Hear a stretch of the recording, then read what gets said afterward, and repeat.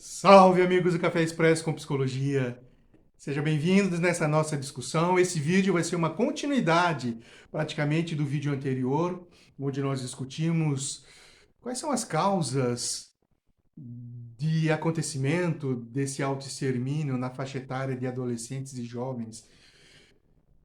E nessa discussão é importante para completar uma pergunta que foi feita. Se a questão de suicídio ou do autoextermínio, ele pode ser evitável. E aí já muitos pesquisadores, muitos palestrantes, as pessoas que discutem já apresentam que é necessário para que ele possa ser evitável, nós entendermos primeiramente que não existem questões isoladas. Existe uma necessidade da gente compreender algumas questões. Vamos conversar sobre esses fatores de risco? Vai lá, pega o teu café para a gente fazer uma conversa. Essa conversa, com certeza, é fundamental. Fundamental para entender e compreender sobre, primeiro, qual que é o nosso posicionamento de auxílio a esse controle. O que precisamos entender exatamente?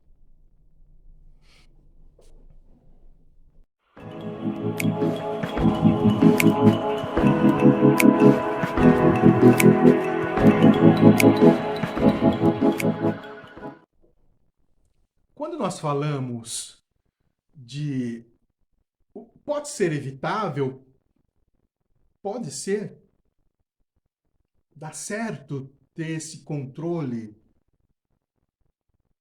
o que precisamos entender? Então já existe uma discussão e precisamos entender exatamente e colocar cada coisa em seu devido lugar. Quando a gente fala de fatores de risco, o que pode existir dentro do contexto social e na vida das pessoas que estão vivendo aí na sociedade. Existem fatores presentes na vida dessas pessoas que podem se tornar um risco para que ocasione esse autoextermínio. Então, e aí a gente precisa realmente entender, porque esses fatores, eles estão presentes realmente. E a gente vai entender que esses fatores podem ser distribuídos ali ao longo da história da vida da pessoa, ou seja, a pessoa está convivendo com esses fatores durante muito tempo, e eles vão se acumulando até acontecer algo. Ao mesmo tempo, existem fatores que a gente fala que são precipitantes ao acontecimento. São gatilhos. Aquilo acontece exatamente na vida da pessoa, está acontecendo e a possibilidade de acontecer um autoextermínio é grande. Então vamos entender esses fatores, o que são isso na vida das pessoas. E é importante que profissionais, pessoas de uma maneira geral, cuidadores, educadores, compreendam se existem esses fatores presentes ali nas pessoas que você cuida, no teu grupo, no teu território. Essas pessoas precisam ser cuidadas, essas pessoas precisam ser trazidas para que elas sejam acompanhadas, para que elas sejam orientadas, para que elas sejam comunicadas, ouvidas, porque é assim, de controle desses fatores, que as coisas podem ser evitáveis ou não. O primeiro fator de risco que a gente fala é a questão da situação financeira. Isso já foi discutido como causa lá no adolescente. A crise financeira, a dificuldade financeira. Imagina de uma maneira geral as dificuldades que as famílias se encontram de uma maneira muito grave, muito intensa, que não consegue o básico. Isso é um fator grave de risco.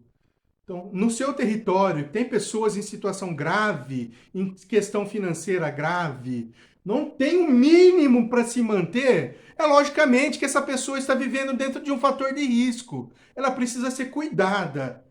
Essa pessoa precisa ser envolvida num planejamento de organização financeiro, de cuidado de todo tipo, olhar com seriedade para essa família, para essa pessoa. Isso é importante. Nível educacional mais baixo também são fatores de risco. Por quê? Essa capacidade menor de entender alguns contextos, alguns conceitos. Então, pessoas que têm um nível de escolaridade muito baixo, ela está dentro de um fator de risco também. Da mesma maneira, da perda do emprego, do desemprego. E isso, pessoal, nós vimos de uma maneira muito clara agora, na pandemia.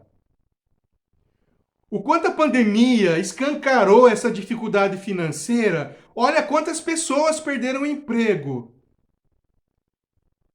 E a questão do aumento do nível de autoextermínio nesse momento foi muito claro. Tanto que a crise de depressão, de ansiedade, ela foi considerada uma segunda pandemia. Uma segunda crise da saúde. De tantas pessoas que foram para a depressão por conta da perda do emprego. Isso é claramente um fator de risco. Essas pessoas que estão nessa situação ainda precisam ser cuidadas.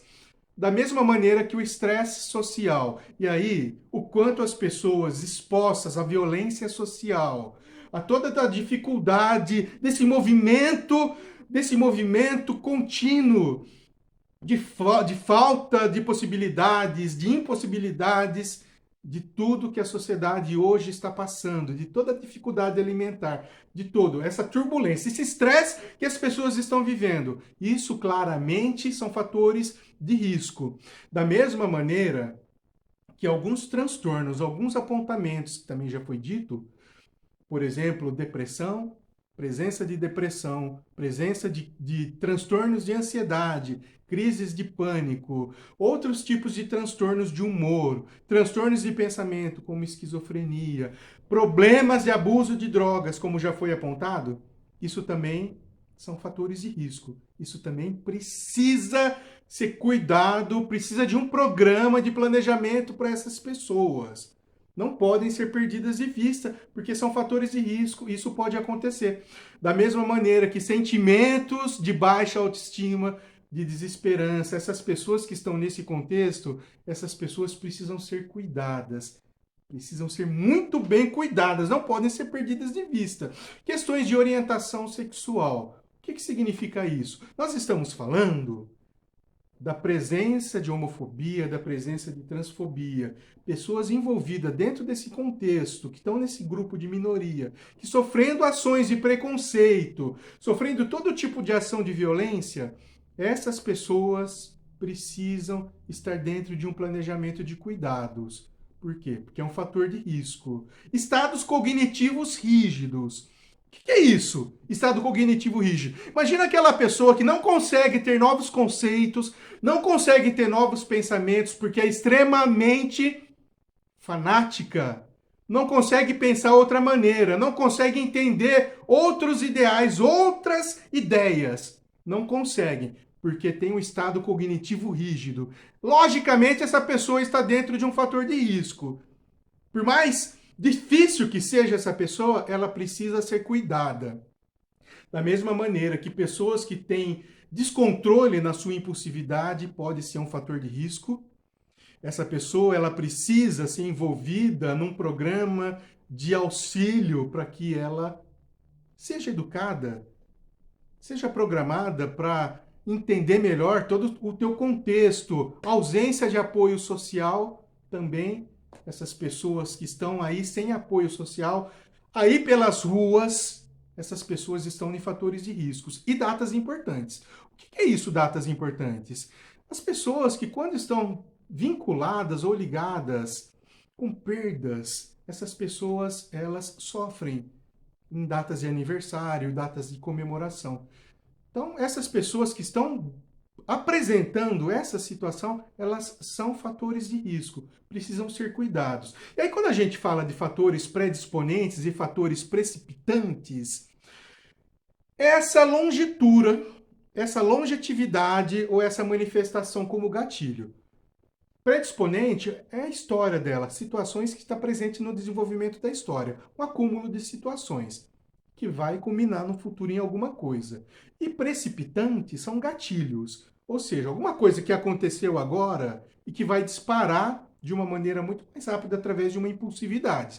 Fatores predisponentes, então, ao longo prazo. A gente fala, por exemplo, questões de sexo. É mais claro, é muito claro que o homem ele tem a possibilidade muito maior de autoextermínio do que a mulher, principalmente quando o homem está nessa caracterização, ele é mais violento nas tentativas, e isso pode acontecer. Então precisa, a todo homem, ser homem já é uma gravidade? Não, não é. Quando o homem está apresentando dentro desse contexto. A questão de idade são fatores de predisposição, predisponentes. Por quê? Jovens, adolescentes, eles têm mais tentativas do que o idoso, que pode acontecer de uma maneira mais grave. História familiar são fatores predisponentes. História familiar com autoextermínio. Outros familiares no passado, ancestrais, isso são fatores predisponentes. Ou tentativas prévias. Essa pessoa que está num momento péssimo da vida, tentou-se algumas vezes, ela está dentro de um fator de predisponente para o autoextermínio, que precisa ser cuidado.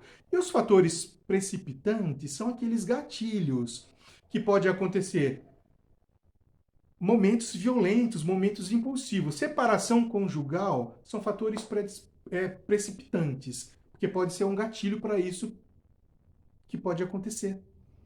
Separação amorosa, rompimento amoroso, isso são fatores precipitantes que pode acontecer esse acidente. Da mesma maneira que rejeição afetiva, rejeição social, a história ou a ideia de rejeição afetiva social são gatilhos para um acontecimento.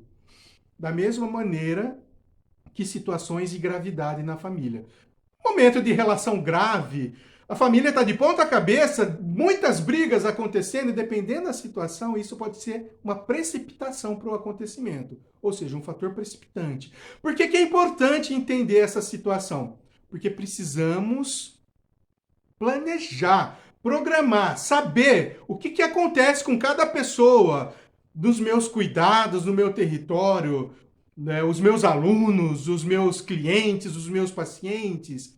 A gente precisa conhecer se eles estão dentro desses contextos de precipitação, de predisposição, fatores de risco, porque pode ser evitável sim, quando a gente entende e desenvolve o controle. Isso pode ser evitável, pessoal.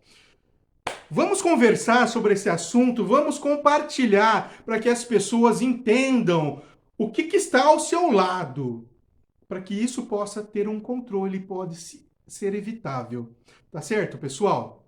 Compartilhe esse vídeo. O próximo vídeo que eu vou trazer para nossa discussão vai ser os fatores de proteção, porque existem fatores de proteção. Tá certo, pessoal? Um grande abraço e vamos conversando!